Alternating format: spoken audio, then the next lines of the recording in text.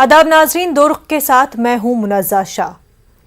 World population day के हवाले से कई प्रोग्राम होते हैं, कई रिपोर्ट्स भी सामने आती है। वहीं इस बीच यूएन पॉपुलेशन रिपोर्ट भी सामने आती है, जिसके मुताबिक 2023 तक 2023 तक हिंदुस्तान जो है पूरी दुनिया में सबसे ज्यादा आबादी वाला मुल्क हो जाएगा, यानी कि चाइना को भी पीछे छोड़ देगा आबादी के मामले में। ये यूएन की रिपोर्ट आती है। और इस बीच योगी आदित्यनाथ का भी बयान आता है, और उनका बयान इस हवाले से कि पॉपुलेशन जो बढ़ रही है इससे इम्बैलेंस क्रिएट हो रहा है, तवाजुन खो रहा है। यहां तक ये बात एकदम सही है कि जिस तरह से पॉपुलेशन बढ़ रही है उसको बैलेंस करने की जरूरत है, अवेयरनेस क्रिएट करने की जरूरत है। लेकिन इस बयान ने कंट्रोवर्सी या फिर इस तरह की हलचल कब मचा दी? ये तब कि जब एक खास तबके की तरफ, माइनॉरिटी तबके की तरफ निशाना किया जाता है, यानी कि कहा जाता है कि एक खास तबके की पॉपुलेशन दूसरे तबकों से ज्यादा तेजी से बढ़ रही है। ऐसा होगा तो रिलीजियस डेमोग्राफी चेंज हो जाएगी। और इस वजह से सियासी हलकों में काफी हलचल मची हुई है, क्योंकि इससे पहले भी अगर देखा जाए तो यूपी के हवाले से, योगी आदित्यनाथ के हवाले से पॉपुलेशन कंट्रोल को लेकर के बयान दिए गए हैं। ये डिबेट पहले भी छिड़ चुका है। 2021 में ड्राफ्ट बिल भी योगी आदित्यनाथ को पेश किया गया था, जिसको लेकर के भी काफी कंट्रोवर्सी हुई थी, और ये भी माना जा रहा था कि ये बिल अगर लाया जाता है तो ऐसे में ये कितना गलत साबित डिसीजन हो सकता है सभी तबकों के लिए, क्योंकि इस जो फैसले उसमें लिए गए हैं, जिस तरह के इक़दाम करने की बात कही गई है, वो सोसाइटी के लिए सही नहीं है, क्योंकि इस तरह के हार्श स्टेप्स उसमें लिए गए हैं। जहां एक तरफ ये बात की गई कि योगी आदित्यनाथ कह रहे हैं कि आबादी को कंट्रोल करना जरूरी है, इस हवाले से अवेयरनेस क्रिएट करना जरूरी है, लोगों को बताना जरूरी है कि क्यों जो है आबादी कंट्रोल करना चाहिए। लेकिन वहीं ये भी याद रखा जाना जरूरी है कि यूपी पूरे मुल्क में वो रियासत है जहां पर सबसे ज्यादा आबादी है। यूपी रियासत सबसे ज्यादा आबादी वाली रियासत हिंदुस्तान में है। क्या वजह इसकी, और क्यों ऐसा है कि जो उत्तर की रियासतें हैं वहां पर आबादी ज्यादा बढ़ रही है, और ये वही रियासतें हैं जहां पर ये टॉपिक सबसे ज्यादा छिड़ जाता है। अब अगर आबादी बढ़ रही है और इस तरह से माना जा रहा है कि 2023 तक ये आबादी पूरे दुनिया में सबसे ज्यादा होगी, इसके वजूहात क्या है? क्या कुछ फैक्टर्स है? क्या जिस तबके पर ब्लेम किया जा रहा है, क्या वाकई वही इस ब्लेम का हकदार है? क्या उनकी वजह से ही ये पॉपुलेशन इतना तेजी से बढ़ रही है, जबकि पूरे मुल्क में मुस्लिम तबके की आबादी 14.2% की है, यानी कि फिर भी दूसरी तबके की आबादियां 80% के करीब आ जाती है, उससे ज्यादा आ जाती है। यूपी की भी अगर हम बात करते हैं तो यूपी में भी मुसलमान तबके की पॉपुलेशन 19% के इर्द गिर्द है। वहां पर भी यूपी में भी 80% के करीब हिंदू पॉपुलेशन है। तो क्या वजह है कि इस तरह का एक डिबेट जो है बार बार छिड़ जाता है और उसको इस तरह से रिलीजियस लाइंस पर देखा जाता है? इस बात से बिल्कुल भी इनकार नहीं है कि पॉपुलेशन को बैलेंस करना बहुत जरूरत है और वक्त की अहम जरूरत है, लेकिन उसको शेप, इस डायलॉग को किस तरह से शेप किया जा रहा है और इसको रिलीजियस डेमोग्राफी चेंज हो रही है, ये नारा क्यों बनाया जा रहा है, उस पर बात करेंगे। हमारे साथ दो खास मेहमान इस वक्त जुड़े हुए हैं। सईद यासिर जिलानी साहब बीजेपी स्पोक्स पर्सन हमारे साथ जुड़ गए हैं, साथ ही साथ अनुमा आचार्य जी कांग्रेस स्पोक्स पर्सन हमारे साथ जुड़ गए हैं। दोनों का खैर मकदम न्यूज 18 उर्दू में। यासिर जिलानी साहब, पॉपुलेशन बढ़ रही है, बिल्कुल यूएन की रिपोर्ट भी आ गई है, किसको ब्लेम किया जा रहा है और क्यों? देखिए, पॉपुलेशन बढ़ रही है, जनसंख्या जो है वो विस्फोट की तरफ बढ़ रही है आगे। इसमें हमें सोचना पड़ेगा, हमें गौर व फिक्र करना पड़ेगा, हमें लोगों को, हमने पिछले 1965-70 के आसपास इंदिरा गांधी जी का एक नारा आया था पॉपुलेशन को लेके। उसके बाद से हमने लगातार देखा है कि जनसंख्या कंट्रोल को लेके, परिवार नियोजन को लेके बहुत सारे कार्यक्रम भारत में हुए, लेकिन जनसंख्या डे बाई डे बढ़ती जा रही है। और हमारे जो सीमित संसाधन है, हमारे पास जल की कमी है, हमारे पास जमीन की कमी है, हमारे पास रहने की जो जगह है वो बहुत कम है। जंगल दिन प्रतिदिन बहुत सिकुड़ते जा रहे हैं, कम होते जा रहे हैं। तो इसमें हमें अपने दिल को बड़ा करके, अपने राजनीतिक चश्मे को कहीं ना कहीं जो हम देखते हैं उसको हटा के इस इश्यू पे चर्चा करने की जरूरत है। लेकिन भारत में एक बड़ा आजकल आप कहेंगे कि फैशन की तरह कोई भी मुद्दा या किसी बात पे किसी तरह की टिप्पणी आती है तो फौरन उसको विपक्ष लपक लेता है, और उस लपकने के उसमें उसे तुष्टीकरण की जो पराकाष्ठा का केंद्र बिंदु है मुसलमान वर्ग, वो दिखाई देने लगा। नहीं सर, लेकिन अब आप लेकिन बताइए ये इस मुद्दे पर बिल्कुल बात जी। होनी चाहिए, पॉपुलेशन कंट्रोल पर बात होनी चाहिए और हेल्दी डिबेट होना चाहिए। लेकिन जब बात की जाती है कि रिलीजियस डेमोग्राफी चेंज हो जाएगी और एक तबके की अगर दूसरे तबकों से ज़्यादा तेज़ी से आबादी बढ़ेगी तो ऐसे में क्योस होगा, एनार्की होगी, यानी कि डिसऑर्डर क्रिएट हो जाएगा, गवर्नेंस में प्रॉब्लम्स आ जाएंगी, तब तो ये पॉइंट रेज करना बनता है कि अगर बात पॉपुलेशन कंट्रोल की हो रही है वहां पर एक खास तबके को क्यों लाया जा रहा है, जबकि डेटा भी इस बात को सही नहीं मानता। सर मुनज़्ज़र, देखिए मैं भी उसी कम्युनिटी से आता हूँ, आप भी आती हैं, आप भी बेहद रिसर्च के साथ पत्रकारिता करती हैं, चीजों को ढूंढती हैं, खोजती हैं, सामने अपने व्यूअर्स के लिए लाती हैं। हम लोग भी पॉलिटिकल तौर पे काम करते हैं, लोगों के बीच में रहते हैं, और खास करके माइनॉरिटी इलाके पे ज्यादा नजर बनाए रखते हैं, क्योंकि वहीं से आए हैं, वहीं रहते हैं, उन्हीं के बीच में रहना होता है, मोस्ट ऑफ द टाइम होता है दिन का, जो हमारा जो दिनचर्या है उसमें ये शामिल है। मैं आपको हिंदुस्तान के हर मुस्लिम इलाके में, और मैं बिल्कुल बेबाकी से अपनी बात को रखता हूँ, किसी भी इलाके में आप चले जाएंगे, दिल्ली को मॉडल मानते हैं, दिल्ली के कुछ इलाकों में हम एग्जाम्पल के तौर पे दिल्ली को लेते हैं, तो दिल्ली का ओखला है, सिलमपुर है, जामा मस्जिद है, कल्याणपुरी, तिल्लोकपुरी के कुछ इलाके हैं, मंगोलपुरी के कुछ इलाके हैं। आप यहाँ जाएंगे, मुस्लिम जो आबादी है, मुस्लिम जो फैमिली है, जो उनके बीच में जब जाएंगे तो आपको दिखेगा कि उनके यहाँ जो तादाद है वो ज्यादा है। हमें हिम्मत करनी पड़ेगी, हमें कहना पड़ेगा, किसी एक को तो हिम्मत करनी पड़ेगी आपके सामने। और मैं इसलिए इस बात को बार बार कह रहा हूँ, मैं सुन लीजिए मेरी 10 सेकंड, उसके बाद आप भी अपनी बात रखिए और हमारी जो कांग्रेस की प्रवक्ता है उनसे हिम्मत करिए, क्योंकि हम एजुकेशन अच्छी नहीं दे पाते। क्योंकि आप डेटा की बात करें, मैं उसी हवाले से थोड़ा रोशनी डालना चाहती थी, पर ठीक है आप अपनी बात मुकम्मल कर ले, उसके बाद डेटा पर बात करेंगे। 4-5 बच्चे तमाम अमूमन घरों में मुस्लिम जो अक्सरियत के इलाके हैं वहां पे, मैं उन मुसलमानों की बात नहीं कर रहा हूं जो इस वक्त पढ़ लिख के एक अच्छी पोजीशन पे हैं, अपने आने वाले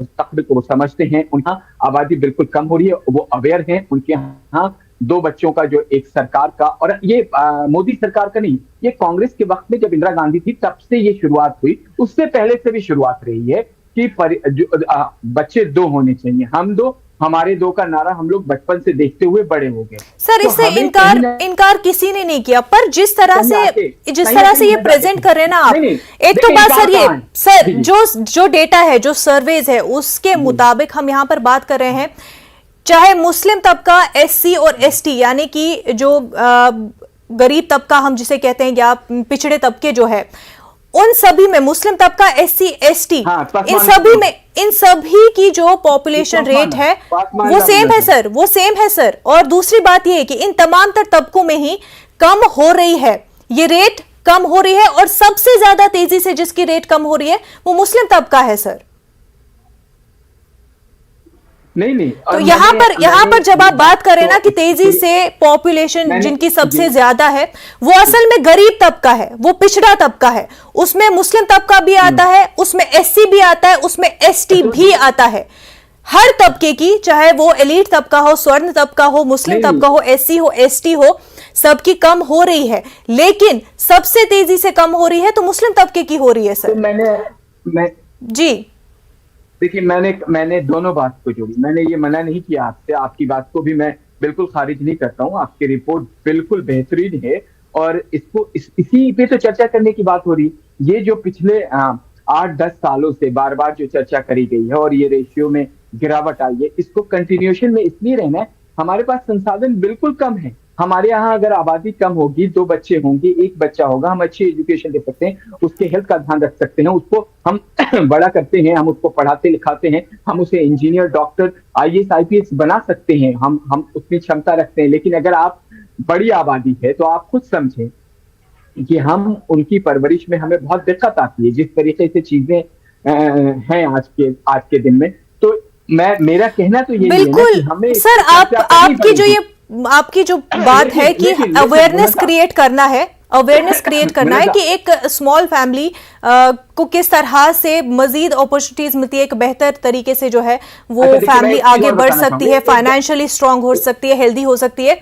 लेकिन इस डिबेट को ये क्योंकि मामला फिर यहां पर आता है कि इसको इस तरह से क्यों देखा जाता है कि मुस्लिम तबके की पॉपुलेशन, इसको इस तरह से क्यों नहीं देखा कि पुअर जो गरीब तबका है, जो पिछड़ा तबका है, उनकी पॉपुलेशन को किस तरह से बैलेंस किया जाए। मुद्दा ये होना चाहिए था पिछड़ा गरीब तबका, उसकी पॉपुलेशन को कैसे कंट्रोल किया जाए, लेकिन उसको बनाया जा रहा है मुस्लिम तबके के हवाले से। क्यों ऐसा? नहीं, अब मुनज़्ज़ा देखिए, सुबह से टीवी डिबेट चल रही है, मैं भी एक दो जगह मेरा भी रहना हुआ है टीवी डिबेट पे।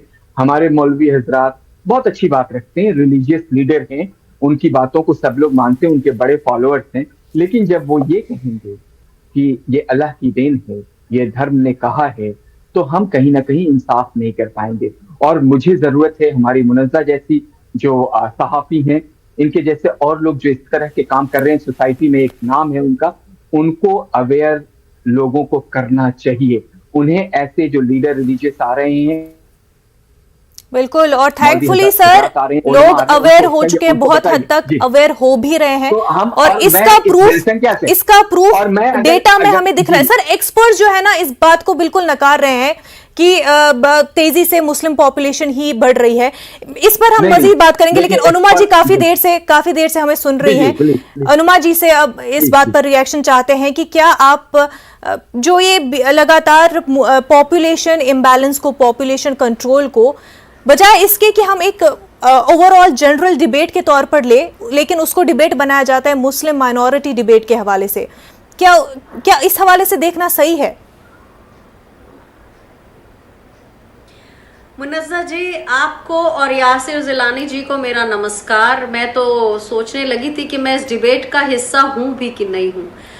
जहां तक विपक्ष का लपकने का सवाल है, जैसा कि कहा जाता है भाई सुबह से मुद्दे वही आते हैं जो हिदायत दी जाती है, वही डिस्कस होंगे, तो इसमें विपक्ष कहीं से कुछ नहीं आता। कल 11 जुलाई को वर्ल्ड पॉपुलेशन डे था जो 1989 से मनाया जा रहा है, तो इसमें विपक्ष का भाई कोई रोल है नहीं। और मेरे घर में तो एक महिला काम करती थी, उसकी 4 लड़कियां थी, एक और लड़की कर ली क्योंकि लड़का चाहिए था। क्यों हुआ ऐसा? क्योंकि पढ़ाई जो है वो कम है, शिक्षा कम है, और वो तो बिल्कुल हिंदू थी। तो एक और चीज है कि पिछली वाली पॉपुलेशन जो जनगणना हुई थी उसमें मुस्लिम आबादी 29.5% के हिसाब से बढ़ रही थी, और बाद में जो 2011 की हुई उसमें वो 24.5% के हिसाब से बढ़ रही थी। तो मैं उस तरफ जाऊंगी ही नहीं कि आप एक तबके को कहें कि उनकी ही पॉपुलेशन बढ़ रही है। मैंने आपको पहले ही एग्जाम्पल दिया। आज वर्ल्ड पॉपुलेशन प्रोस्पेक्ट्स की रिपोर्ट आई है जो कह रही है कि भाई आपकी 2050 में जाके जनसंख्या चीन से ज्यादा हो जाएगी। कारण क्या है? अशिक्षा। चाहे वो मुस्लिम्स हो चाहे हिंदू हो, जहां जहां अशिक्षा है, कम शिक्षा है, जहां जहां आज भी पितृसत्तात्मक समाज मानता ही नहीं है कि जब तक लड़का नहीं हो तो बस किया जाए, वहां पे ये सब होता है। तो ये सब बातें करना, मुझे लगता है कि ये हमें शिक्षा पर बात करनी है। अगर हम जनसंख्या पर बात करें तो पहले हम शिक्षा पर बात करें। क्या हमने लोगों की पहुंच से बाहर नहीं कर दी है एक अच्छी पढ़ाई? सरकारी स्कूलों में टीचर्स नहीं हैं। लोग बाग जिन प्राइवेट स्कूलों में जाते हैं उनकी तनख्वाह उनकी अप्रोच के बाहर, उनकी फीस उनकी अप्रोच के बाहर है। तो ऐसे सब समय में मेरा तो ये मानना है कि सबसे पहले हम शिक्षा पर बात करें। क्या हम सभी को ऐसी शिक्षा दे पा रहे हैं जिससे लोगों को समझ बढ़ रही है? और जहां तक इस पे एक तबके का सवाल है, वो भारतीय जनता पार्टी का काम है। कांग्रेस इंक्लूसिव है, जिसे तुष्टीकरण कहा जाता है, लेकिन कांग्रेस ना केवल मुस्लिम्स के लिए, दलितों के लिए, आदिवासियों के लिए, क्रिश्चियंस के लिए, पारसियों के लिए, सिखों के लिए, सबके लिए बराबरी से इंक्लूसिव है। तो मैं उस वाली पिच पर खेलने नहीं जाऊंगी जहां एक धर्म विशेष की बात हो। मैं इसी बात पर रहूंगी और कायम रहूंगी कि ठीक है जनसंख्या बढ़ रही है, लेकिन उसका कारण शिक्षा की कमी है, और जब तक हम जड़ों से चीजों को नहीं सीधा करेंगे तब तक वो चीज हमारे सामने आके खड़ी होती रहेगी और हम बार बार इस मुद्दे पर चर्चा करेंगे और किसी एक के ऊपर उसका निशाना साधते रहेंगे। तो ये हम सब ने देख चुके हैं। आप जिन आंकड़ों की बात कर रही हैं वो आंकड़े तो बिल्कुल पूरी तरह इंटरनेट पर मौजूद हैं, तो उसमें कोई सोचने की बात नहीं है। जी अनुमा जी, यही है मेरा वक्तव्य, ज्यादा कुछ कहने की बात नहीं है। जनसंख्या एक मुश्किल है, जनसंख्या एक इशू है, मुद्दा है, लेकिन ये पूरे भारत का मुद्दा है। बिल्कुल बिल्कुल अनुमा जी, ये पूरे मुल्क का मुद्दा है। साथ ही आपने एक बहुत ही सही पॉइंट यहाँ पर पकड़ा कि एजुकेशन पर बात होनी चाहिए, एजुकेशन हो, सही एजुकेशन मिले, और साथ ही साथ दो और फैक्टर इसके साथ कि फीमेल एजुकेशन, फीमेल मिले, वुमेन एम्पावरमेंट, बिल्कुल बिल्कुल सबको मिले, और साथ ही साथ हेल्थ सेक्टर मजबूत होना चाहिए। मैम, जब आज़ादी के बाद की अगर हम बात करें तो अगर हम देख रहे हैं कि चाइना की जिस तरह से पॉपुलेशन थी और अब किस तरह से कंट्रोल में आ रही है, उसका एक मेन रीज़न ये रहा था कि आज़ादी के बाद की जो 3 डिकेड्स हमने देखे उसमें चाइना ने पूरी कोशिश की और अपना एजुकेशन सेक्टर है वो मजबूत किया, फीमेल एजुकेशन को सही किया और अपने हेल्थ सेक्टर को मजबूत किया, लैंड रिफॉर्म्स किए। ये 3 चीज़ें जो है चाइना ने की और उसका लॉन्ग इफेक्ट आज देखने को मिल रहा है, जो कि उस वक्त उन 3 दहाइयों में हिंदुस्तान में नहीं हो पाया था सही से। एक बात जोड़ना चाहूंगी मनज्जा जी। चीन ने बीच में ये कर दिया था कि एक ही बच्चा होगा, और अब चीन वापस पिछले 8-10 महीने पहले हमने सुना था कि दोबारा वो अपनी पॉपुलेशन को एनकरेज कर रहा है कि 2 से ज्यादा बच्चे होना चाहिए। और उसका कारण बड़ा साफ है, क्योंकि एक तो उनका चला जाता है सेना में, तो वहां पर भी लोग बढ़ जाते हैं, और चीन ने अब जितना कंट्रोल किया था अब उसके ऊपर काफी उसने लिबर्टी दे दी है। उसका कारण एक और ये भी है कि वहां पर शिक्षा के ऊपर और स्वास्थ्य के ऊपर काम हो रहा है। हमारे यहाँ जब ये काम होने लगेगा तो एक तरफ तो हमारे यहाँ शिशु मृत्यु दर इतनी ज्यादा है, बिल्कुल, वो भी एक चिंता का विषय है, बिल्कुल, और दूसरी तरफ जनसंख्या बढ़ रही है। तो इन सारी चीजों को सरकार को देखना है, इसमें विपक्ष को बीच में लाने की जरूरत नहीं है। ऐसा मुद्दा है तो सबके साथ आने का मुद्दा है, इसमें क्या जबरदस्ती राजनीति करना। यासिर जिलानी साहब, इन्फेंट मोर्टेलिटी रेट के बारे में बात हो रही है कि काफ़ी ज़्यादा है हिंदुस्तान में। ये एक एक्सपर्ट्स का मानना है कि एक मेजर फैक्टर है कि क्यों गरीब और पिछड़े तबकात में पॉपुलेशन ज़्यादा इंक्रीज होती है, क्योंकि उनमें ये डर पाया जाता है कि हमारे बच्चे जो है सर्वाइव ही नहीं कर पाते, और इस डर की वजह से पॉपुलेशन रेट उनमें ज़्यादा पाया जाता है। और ये क्यों हो रहा है? क्योंकि हेल्थ जो सेक्टर है वो मजबूत नहीं है, और ख़ासतौर से रूरल एरियाज़ में सही से ये जो हेल्थ के हवाले से उन तक फैसिलिटीज पहुंचनी चाहिए थी वो नहीं पहुंच पा रही है। देखिए, पहले तो मैं विंग कमांडर साहिबा को सलाम और आदाब करता हूं, और जो मैंने बात कही थी लपकने की कांग्रेस की, इन्होंने फौरन मेरी बात को लपक के ये बोला कि वो हम मुद्दा है जनसंख्या विस्फोट पे, ये शिक्षा पे चली गई, ये तमाम उन पहलुओं पे बात करने लगी। तो जवाब कौन देगा? किसकी सरकार रही है भारत में आजादी के बाद? किसको शिक्षा व्यवस्था मजबूत करने की जरूरत थी? किसको अलीगढ़ मुस्लिम यूनिवर्सिटी और जामिया मिलिया इस्लामिया और हैदराबाद उस्मानिया यूनिवर्सिटी के अलावा कुछ और यूनिवर्सिटी, खास करके जो तुष्टिकरण की प्रकाष्ठा का केंद्र बिंदु मुस्लिम वर्ग है, उसके लिए बनाना चाहिए था? आपके पास हुकूमत थी मोहतरमा, आपकी सरकार ने नहीं बनाया, एजुकेट नहीं किया, लोगों को ये बताया कि आप अगर भारतीय जनता पार्टी की सरकार बनती है तो आपका मुस्तकबिल बिल्कुल फेलियर हो जाएगा, आपको भारत से भगा दिया जाएगा। इसको आपको समझने की जरूरत है। कांग्रेस की हालात इतने खराब है इस वक्त कि वो क्या बोलना चाहते हैं उन्हें खुद समझ में नहीं आता है। उन्हें ये समझना चाहिए कि किसने किया। हमारी ये वाली जो सरकार है वो 8 साल से है, और 8 साल से अगर आप एजुकेशन की, हेल्थ व्यवस्था की देखेंगे तो दुनिया की बराबरी कर रहे हैं। हमने जब महामारी आई तो महामारी में दुनिया हमारी तरफ इसलिए देख रही थी कि सबसे पहले वैक्सीन हमने बनाई। देखिए, आप अगर हंसेंगी तो आप कांग्रेस के ऊपर मजाक बना रही हैं,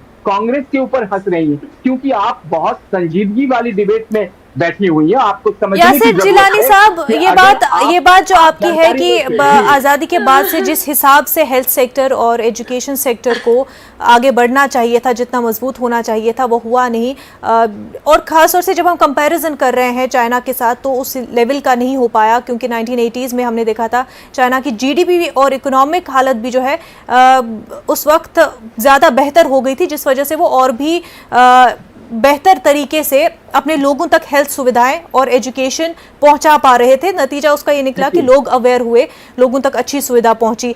पर वही अब अगर हम बात करें कि इस वक्त की, अब हम पीछे नहीं जाते हैं और इस दौर की बात करते हैं, तो केरला की जब हम बात करते हैं सर, क्योंकि हम बात कर रहे हैं मुस्लिम तबके में क्यों पॉपुलेशन ज़्यादा बढ़ रही है, क्या वाकई ये रीज़न है? तो अगर हम केरला में देखें तो मुस्लिम पॉपुलेशन इतनी ज़्यादा है, लेकिन बावजूद उसके जब हम देखते हैं कि फर्टिलिटी रेट वहाँ पर मुस्लिम घरानों की क्या है, और जब हम यूपी में देखते हैं और दूसरे तबकों की, मुस्लिम तबकों की नहीं बल्कि स्वर्ण तबकों की भी जब हम देखते हैं कि फर्टिलिटी रेट क्या है या आबादी किस लेवल पर, किस रेट पर इंक्रीज हो रही है, तो वो यूपी में स्वर्ण तबकों की ज़्यादा तेज़ी से बढ़ रही है। इसकी वजह एक्सपर्ट्स ये कह रहे हैं क्योंकि केरला में बेहतर एजुकेशन लोगों को मिल रही है, बेहतर हेल्थ इंफ्रास्ट्रक्चर है, बेहतर हेल्थ की सुविधाएं लोगों तक पहुंच रही है। नतीजा ये वहाँ पर जो फर्टिलिटी रेट है वो कम है मुसलमान तबके की कंपेयर टू स्वर्ण तबका जो यूपी में है। जी जी, देखिए आपने खुद ये बात बताई। हमारी सरकार तो केरला में नहीं रही, लेकिन केरला में चीजों को संभाला गया। केरला के लोगों के अंदर ये समझ शुरुआती दौर से उन्होंने बरकरार रखा कि उनके आने वाले मुस्तकबिल का रिजल्ट क्या रहेगा। तो यही तो समझने की जरूरत है ना सर कि यहाँ पर रिलीजन आता ही नहीं है, यहाँ पर कम्युनिटी आती नहीं, यहाँ पर यह है कि क्या सुविधाएं पहुंचाएगी। सर ये बताइए कि साउथ और वेस्ट की स्टेट्स की पॉपुलेशन रेट कम क्यों है जबकि उत्तर की रियासतों की ज्यादा है? हम उत्तर प्रदेश, बिहार और झारखंड, वहां पर सबसे ज्यादा पॉपुलेशन क्यों हो रही है? नहीं, एक ऑब्जर्वेशन अगर आता है एक वजीर आला का, एक सूबे के वजीर आला का एक ऑब्जर्वेशन आता है, वो उस पर बात रखते हैं क्योंकि उनके सूबे की जो इस वक्त की आबादी है वो लगभग 20 करोड़ के आसपास पहुंच रही है। जो उनको जो डर दिख रहा है, जो डर सता रहा है, उसमें ये दिख रहा है कि आने वाले वक्त में 25 करोड़ हो सकती है अगर ये रेशियो रहता है। तो उस पे हम चर्चा कर हम खुल के चर्चा करने की बजाय ये डर, लेकिन ठीक है अनुमा जी डर लग रहा है, पॉपुलेशन बढ़ रही है, लेकिन ये डर एक ही तबके को लेकर क्यों लग रहा है? मुनज़्ज़ा एक मिनट में इनसे सवाल कर लूं, क्या विंग कमांडर साहिबा जो जी अगर मुझे सुबह से आके नहीं, मेरा एक सवाल सुन लीजिए, सुबह से आके टीवी पे ये कह रहे हैं कि ये तो धर्म कहता है, ये तो अल्लाह की देन है, तो क्या अल्लाह ने आपको दिमाग नहीं दिया है? आपको सर आप फिर वहीं पर पहुंच रहे हैं, आप फिर वहीं पर, आप कुछ लोगों की बात को लेकर के आप कुछ लोगों को जो डिबेट पर आकर कुछ बोल रहे हैं वो आप डेटा नहीं देख रहे हैं सर, डेटा नहीं देख रहे। सबसे तेजी से कम पॉपुलेशन अगर किसी की हो रही है मुस्लिम तबके की हो रही है, हम डेटा देखें, हम फैक्ट देखें, या कुछ लोगों की मनगढ़ंत बातें देखें जो खुद से कुछ भी बोल रहे हैं वो देखें, या जो डेटा है, फैक्ट्स है उसको देखें।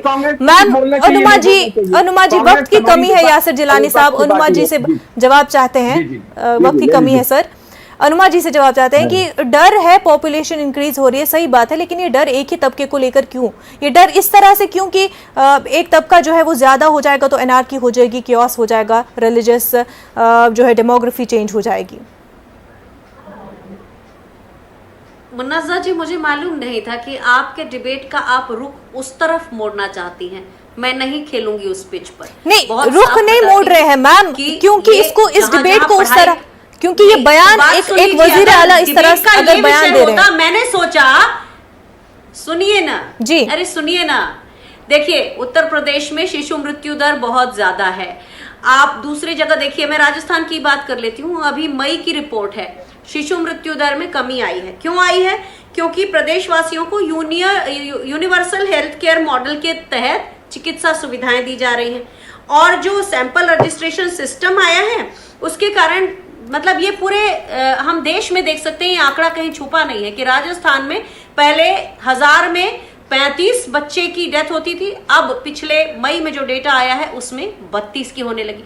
तो हम इन बातों पर रहे केंद्रित, बाकी जो है सब डेटा ने सब साबित किया है कि कोई पर्टिकुलर, हम 96 करोड़ थे हिंदू की बात अगर हम करें तो 2011 में, और मुस्लिम पॉपुलेशन 17 करोड़ थी, और फिर पारसी पॉपुलेशन भी थी, थोड़ी बहुत ईसाई पॉपुलेशन भी थी, तो मैं उधर नहीं जाऊंगी।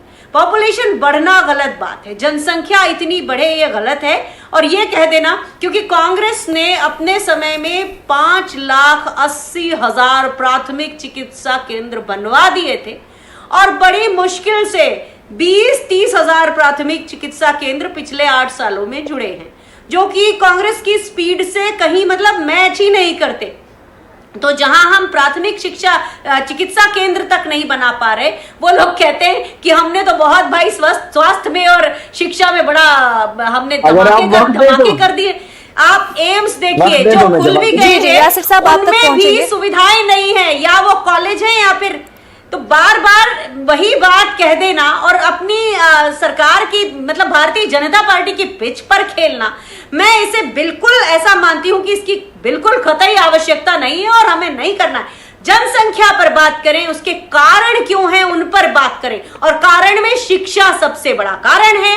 आपने ये देखा होगा कि 2001 की जनगणना हुई थी और 2011 की जनगणना थी, उसमें जनसंख्या में कमी आई है परसेंटेज के बढ़ने में, तो और अभी हम देखेंगे तो और कमी आएगी। भाई जैसे जैसे लोग पढ़ते लिखते हैं वैसे वैसे उनकी ये समझ में आती है। मैं ऐसे मुस्लिम परिवारों को जानती हूं जिनका केवल एक बच्चा है और वो भी बेटी है।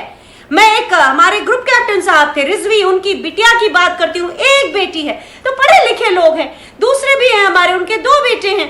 तो कोई ऐसा नहीं, जिस जगह आप ले जाएंगी उधर नहीं जाऊंगी मैं, बहुत सीधी बात है। केवल शिक्षा क्योंकि मुद्दा वहीं पर लिया जा रहा है, उसके बेस इसीलिए बन जाते हैं। जब मैं वही आपसे कहने की कोशिश कर रही थी, जब इस पूरे मुद्दे को ही उस तरह से टर्न किया जाए और एक वजीर आला इस तरह से इस मुद्दे पर बात करे, तो उस पर बहस करना भी जरूरी बन जाता है, क्योंकि ये फिर एक तरह से ब्लेम गेम शुरू हो जाता है। यासिर जिलानी साहब कुछ कहना चाह रहे हैं? क्योंकि अगर यही चाहते हैं आप, तो फिर बाद में कतर के देशों से माफी मत मांगा करिए अगर ऐसी बात है तो, और अपने ही लोगों को फ्रिंज एलिमेंट मत कहा। ठीक है, यासिर जिलानी साहब कुछ कहना चाह रहे हैं? जाना है बातें इस देश में, और दूसरी बातें नहीं हो सकती क्या?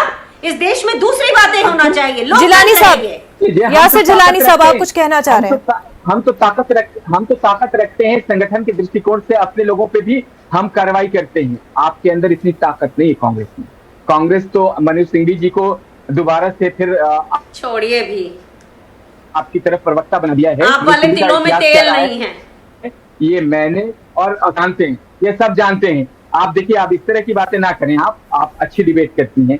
आप बार बार जो कह रही हैं हम आपके पिच पे खेलने के लिए तैयार मैडम, लेकिन आपका पिच है कहाँ? आप तो अपने पिच बनाने से पहले ही बोल्ड हो जाते हैं। आप कंधे का सहारा लेते हैं। आप हिम्मत, हमारा पिच लोकतंत्र है, केवल लोकतंत्र है, और ऐसा लोकतंत्र जिसमें सभी का सम्मान हो। पितृसत्तात्मक समाज वाला लोकतंत्र नहीं चाहिए जो आप बना रहे हैं। ना करें ऐसा।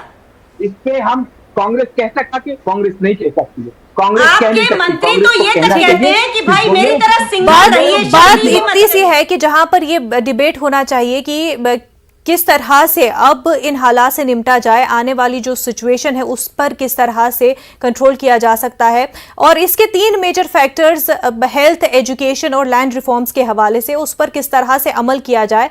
बेशक हेल्दी डिबेट इसी पर होना चाहिए, लेकिन जो चेंज हम देख रहे हैं, जो जिस तरह की बातें उठती है, एक्सपर्ट्स, और बार बार मैं ये कह रही हूं डेटा और एक्सपर्ट्स सिरे से उन तमाम तर बातों को खारिज कर रहे हैं और बिल्कुल ही उसको गलत करार दे रहे हैं। तो लगातार यही उम्मीद जो है पॉलिटिकल लीडरान से भी की जा रही है कि जो असल चीजें हैं, जो असल फैक्टर्स हैं, उन पर बात हो और उन पर अमल भी हो। जिस तरह से 2017 में हेल्थ स्कीम के हवाले से लाई गई थी, उस पर गौर किया गया था, बहुत ही अच्छी स्कीम और जिसके लिए तमाम एक्सपर्ट्स को जोड़ा गया था, लेकिन अभी तक उस पर अमल नहीं हुआ है, वो ग्राउंड लेवल पर लाई ही नहीं गई है। तो उन चीजों पर होना चाहिए और उन पर अमल किया जाना चाहिए।